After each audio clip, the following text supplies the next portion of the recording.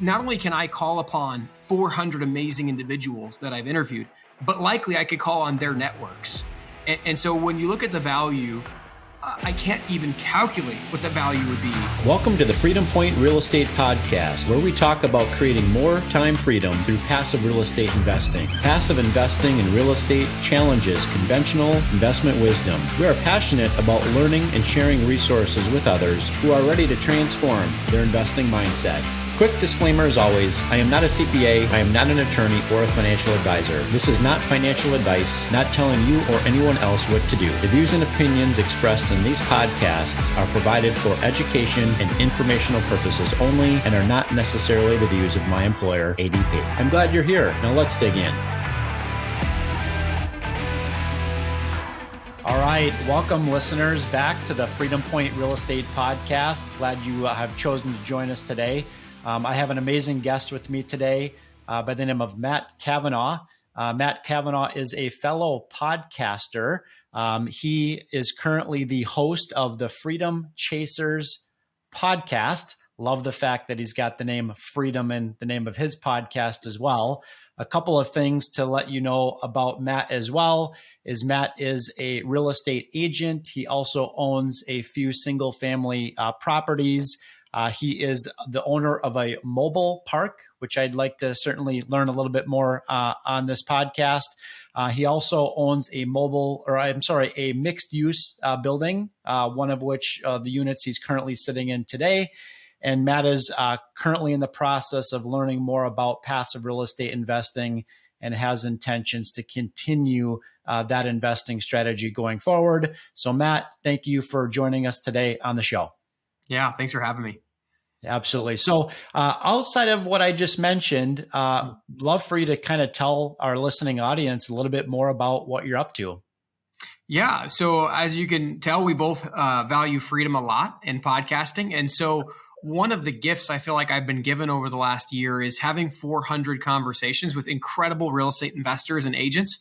And really growing what I feel like is 20 years worth of experience in 1 year through the mistakes I've learned from other people, the things that they've done so well. So when we talk about what am I up to, it's really taking knowledge at a rate that I would never be able to do on my own, and then implement it into my life and business. So hopefully we can expound as much of that as possible here on the show, but just it's unbelievable what people are doing out there in the world. And with it being a very global world with technology, it's amazing what you can learn. Yeah, it's amazing that the information is out there for free. I always have to wrap my brain around the fact that if you're willing to put in the time, okay, right, you can listen to podcasts, which are probably in the millions at this point in terms of, different podcast, shows that are out there, but the information's there for free. You don't even have to pay for it. You just have to be willing to spend some time on the front end doing your due diligence, researching what's out there, and then spending time, obviously, listening to those, high value guests that come on to a lot of the shows. That's exactly right. Yeah. So thank you. Well, great. Tell me, in your 400 episodes, all right, that you've recorded to date, have all of those been recorded within the past 12 months, 24 months? When did you get started in podcasting? May 13th was our first recording. So what is it, about 16 months or so, something like that? June, July, maybe it's less than that. Maybe it's like 14 months. May 13th was our first recording. And what type of guests are you primarily having on your shows? So we started out with the idea of it being real estate agents and investors, hoping to inspire more agents to do investing. And then we definitely have been a little heavier on the investing side, although we do have agents come on and talk about business growth. We're expanding even a little bit now to do entrepreneurship in general, with obviously a focus in real estate. So that's really where we're at. Mostly investors, definitely some agents, because obviously there's some correlation there.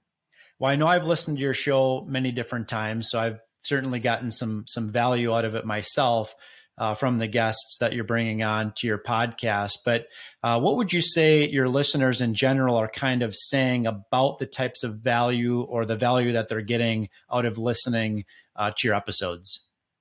A lot of it is like unique and particular strategies. So like we coach real estate agents and investors as well. And one of our coaching clients, so when people work with us, it's generally like for strategy reasons. Like there's coaches that do like heavy accountability and those types of things. For us, they come to us for strategy because of the conversations we're having.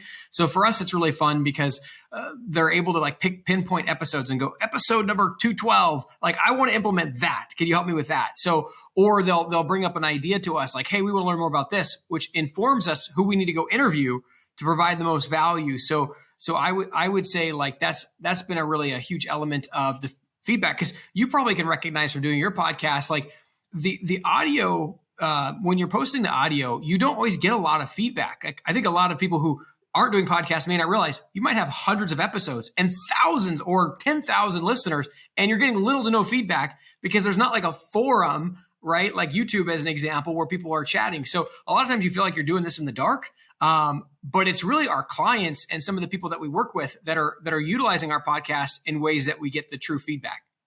Yeah, it definitely feels sometimes as though we're putting content out there and it's ending up inside of a cave or a black room or a vacuum or something like that.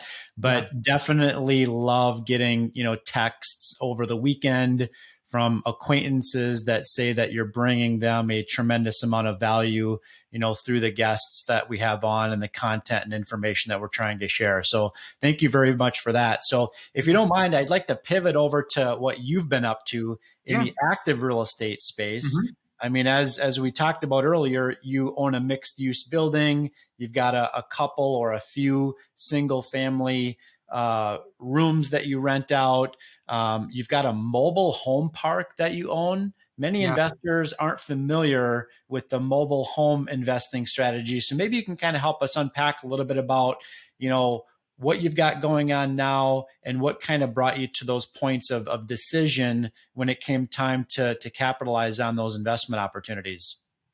Yeah, all of these investments came through relationships. So they came through people that I knew that said, hey, I've got this property, either can you help me sell it or what do I do with it? Or they heard us through the podcast and they're like, hey, we know you handle real estate. You could probably connect us to someone who could buy this, which led to us being like, well, no, maybe we'll buy it if you're okay with that. So the mobile home park came through a connection in that way. The properties that we own on the outside of Chicago, same thing. I had a person who wanted me to train them in sales.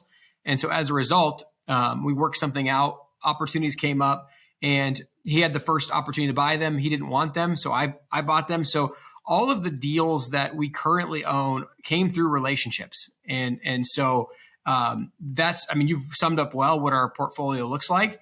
One of the things that I've really been thinking about a lot is moving from a little bit more active to passive. And so with discovering the podcast and being so passionate about it, you recognize like if you're going to pour all your time into something, then you want your investments to be more passive. And so this is kind of the direction that we're going. And so mobile home parks specifically really address that need.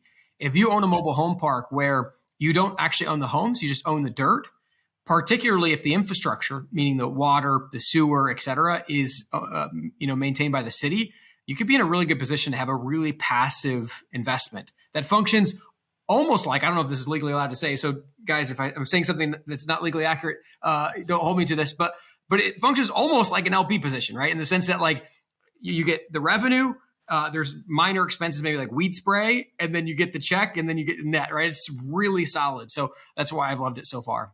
Yeah, absolutely. And I've seen a lot of investors moving to the industrial space, flex office space, that asset class for that reason. They, want to be on the, joint venture side or the GP side of the equation, but they also don't want to deal, as much with, the operations of the business. And so I've seen those asset classes definitely becoming, more popular amongst those types of investors that want to provide, more active real estate ownership outside of a traditional limited partner investment. So that makes sense. Thanks for highlighting that. You brought up one thing that I want to highlight, and that is networking. Okay. So we've heard the cliche that your network is your net worth, right? And so a lot of times in real estate, what I've learned in the time that I've been here is even when I started back in 2012 fixing and flipping homes, a lot of that had to do with the connections and the people that I know in the space. And then as I started to roll out of active real estate investing and started to doing it more on the passive side, that networking aspect was completely amplified for me. And now that I've been in the space for as long as I have, I've realized very quickly, that in order to successfully do real estate, okay, on both the active side and the passive side, you have to be networked. And a huge way to do that, going back to the podcasting side, is through that medium. Okay. I get to know a lot of people, okay, because of the people that you have as guests on your show, the people I have on my show, or the people that don't even know who I am, but they regularly have guests on their own particular podcast. So wanted to know if you had anything else that you'd like to add, to kind of that power of networking through podcasting, that you wouldn't traditionally maybe get out of attending, a real estate meet and greet in person. This could be a whole podcast or a series of podcasts in and of its own right. So there are several things. I mean, let's talk about it from unique angles and then also from like what you would think angles. So the unique angle is, for me, my personality is I struggle with small talk.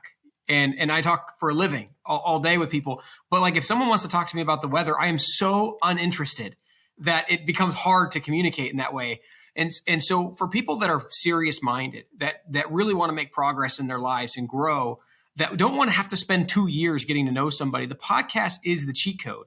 It's the ability to say, hey, let's agree on a topic and let's just go to work and have conversations on that topic, and we'll get to know each other in the process. And so for me, it's a time condenser from the standpoint that you're getting into meaningful conversations within minutes instead of within years. And it cuts out this, do we really even have to like each other to have this conversation? Which the deep conversations with most people don't even happen until you've established this long form relationship. And when you get in touch with somebody where you share a passion, all of a sudden there's so much of your personality doesn't matter anymore, right? Because you share a vision. So it's like, for me, it's been a lot easier to make deep relationships, friends at lightning speed. So let's say that on the personality side.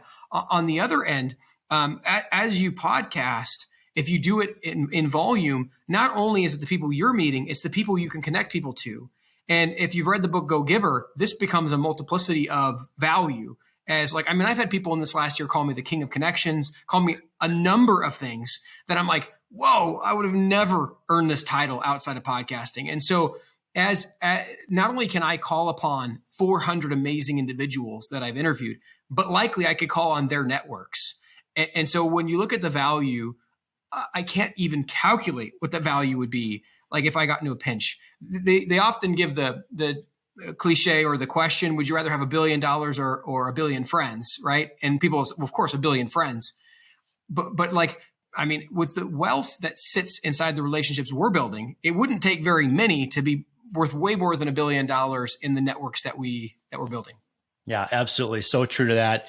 And you're exactly right. The depth of conversations that one can glean, out of podcasts, whether the ones that you and I are involved with, or certainly, the other hundreds that exist out there that I regularly listen to, is tremendous. And certainly leveling up, your connections can be a big part of that. If I hear a guest on somebody else's podcast, and that individual has, knowledge or content or information that I truly want to learn more about, well, guess where I'm going? I'm going straight to LinkedIn to look up their profile and obviously engaging and connecting, with them that way. So totally agree with you 100%. So my next question is kind of maybe going more back towards some of these active investments that you're currently involved with. What kind of due diligence was done, on those before you made that decision? And what would maybe be one mistake? I cringe to say more than one mistake because usually one's enough. But, were there any mistakes that you kind of learned along the way? Oh, yeah. This could be another a longer topic of conversation. So I would say one thing I didn't emphasize enough is how solid the team you have in place needs to be, especially when you're investing out of the area. And so that can be a huge thing.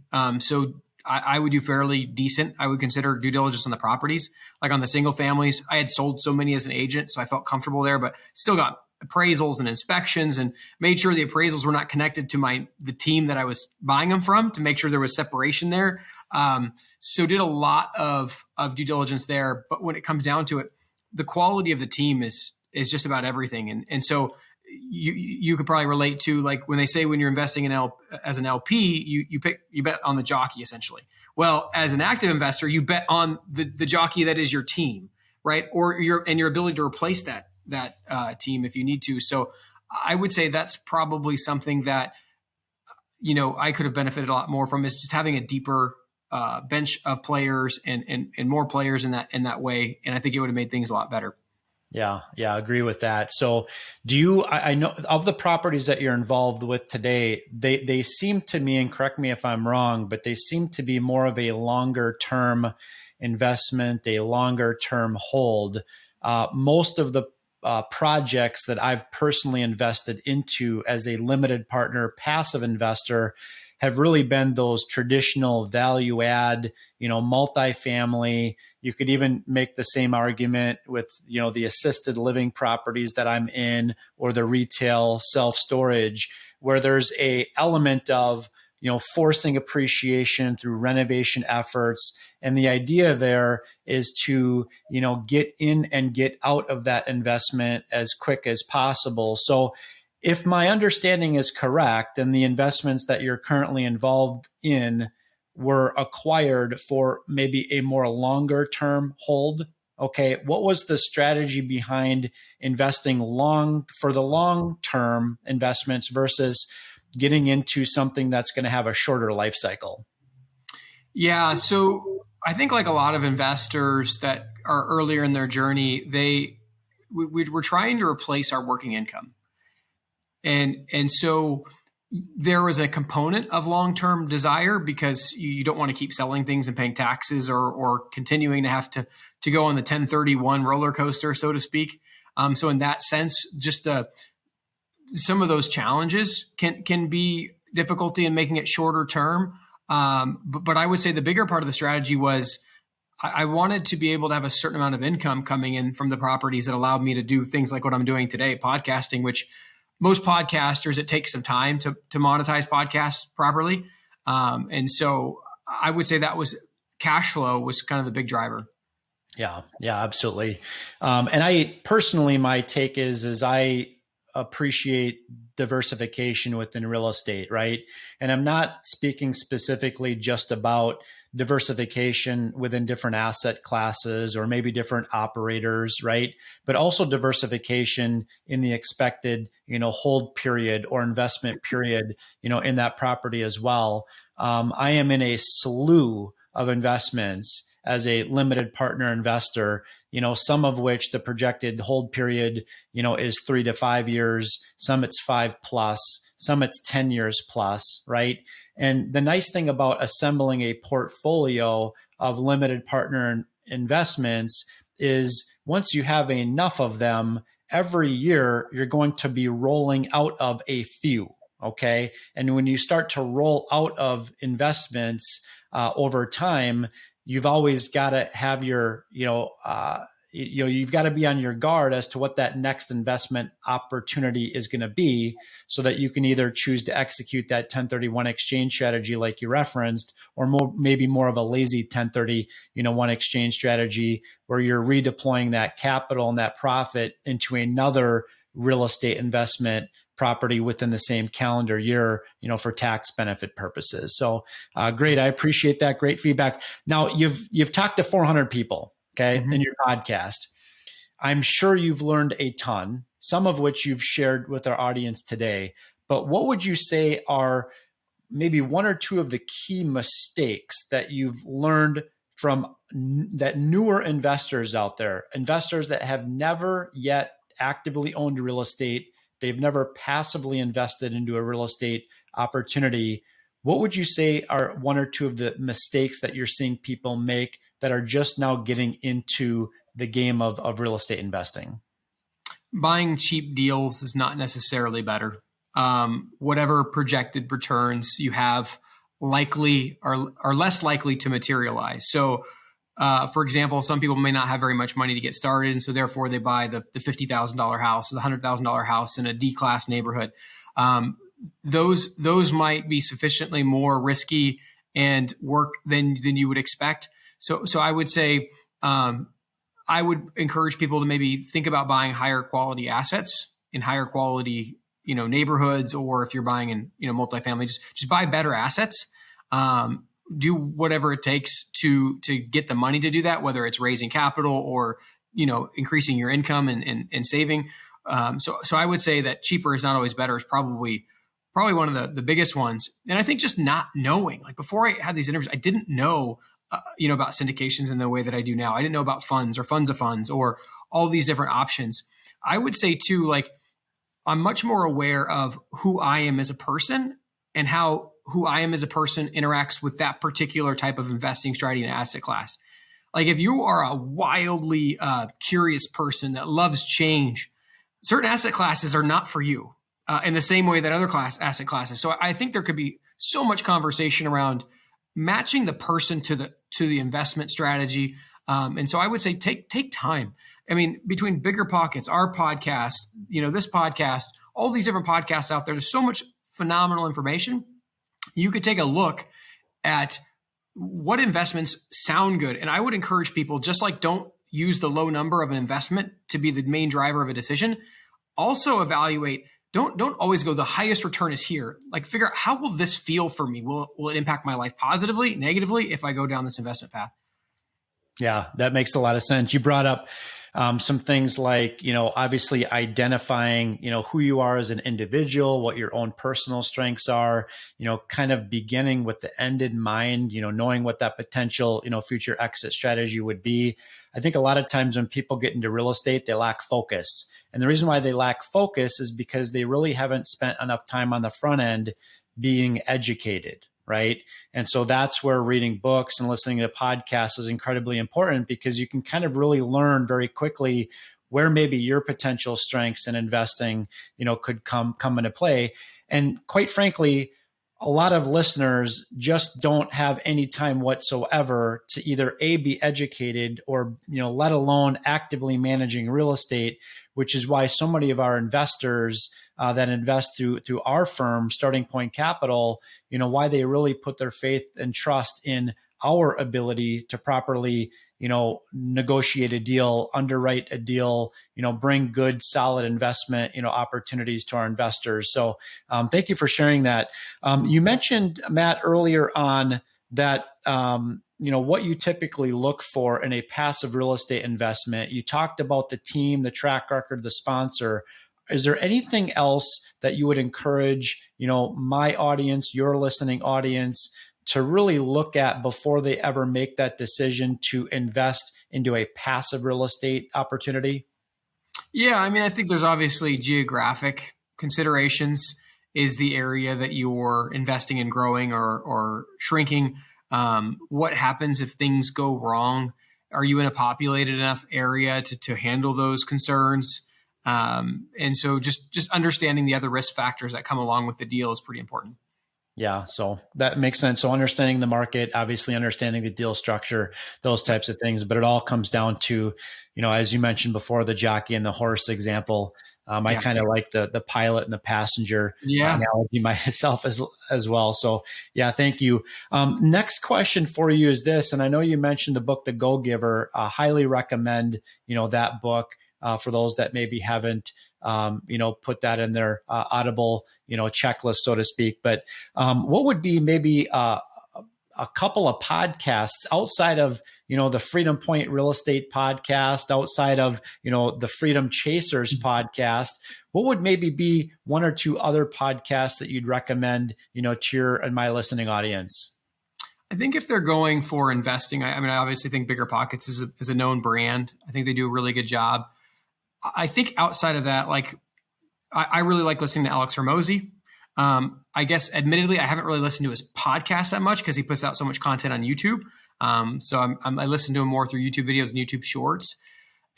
I would, and even before I give that full recommendation, I would say like understand like business is there's a lot of skills that you bring to business and don't bring to business. And so I think as you identify the weaknesses that you have in yourself, that will inform where you can get information from the best. So if you notice like maybe I'm lacking in sales, then going to a sales podcast or sales books, or maybe it's I'm lacking in marketing or networking. Once you find areas that you're lacking in, then obviously there could be more targeted recommendations. Yeah, absolutely. There's all kinds of podcasts out there, from anything from health and wellness to becoming a better version of yourself to real estate, to politics, to you name it. So the gamut's out there, but a couple of ones that I don't know if you listen to these yourself, but I always like to listen to the Cash Flow Chronicles. Mm-hmm. I like the Conscious Investor, Best Ever, obviously best real estate advice ever. My friend Todd Dexheimer is the host at Pillars of Wealth Creation. So there's a whole bunch of them out there for the listening audience here. If you're interested in kind of getting some additional potential podcasts to follow, listen to, obviously, please reach out to myself or Matt. So Matt, 2 more questions left, and then we're going to wrap it up. All right. Sure. Let's go. The next question is, what is the next item on your bucket list that you would personally like to check off? It could be business or pleasure. Yeah. So from a pleasure standpoint, so last year earlier this year, we went to Mexico City and then on to Cancun with the kids. So I would say for me, for the next probably 15 years, it's the next bucket list trip we do with our family. With having 4 kids, that's where my world is when I'm not at work.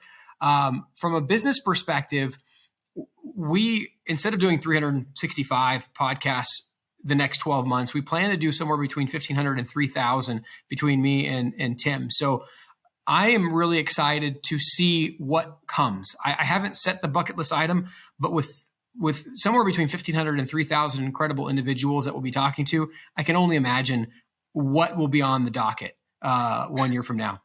Yeah, absolutely. Well, I can't promise you that I'm going to be able to absorb all of those podcast episodes. So my advice for you is choose the topic of the episode wisely. Right. Yes. I've learned that that's incredibly important. So, Matt, this has been absolutely wonderful. I appreciate the value that you've brought into the audience. What's outside of listening to your podcast, okay, the Freedom Chasers podcast, what would be another way that our audience could connect with you to learn more about what you're up to? Yeah, that's a great question. I'm on Facebook and Instagram. So if they want to DM me with questions, or if they want to follow me on those, I can provide you with the links. But I would say, yeah, obviously the podcast is a pretty good modality. We're on Apple, we're on YouTube. But if they want specifically to interact with us, Facebook and Instagram would be a great way to do it. Matt Cavanaugh, thanks so much for being on the show today. Thanks so much for having me. Yeah, and Freedom Point podcast listeners, thanks again for jumping in. I hope you have a great week. We'll see you next time. Thank you for hanging out with us today and for listening to the Freedom Point podcast, powered by Starting Point Capital. This show is for entertainment purposes only. Nothing said on this show should be considered financial advice. Before making any financial decision, please consult with a professional. This show is copyrighted by the Freedom Point podcast. Written permissions must be granted before syndication or rebroadcasting. If you're interested in connecting, you can find contact information at startingpointcapital.com.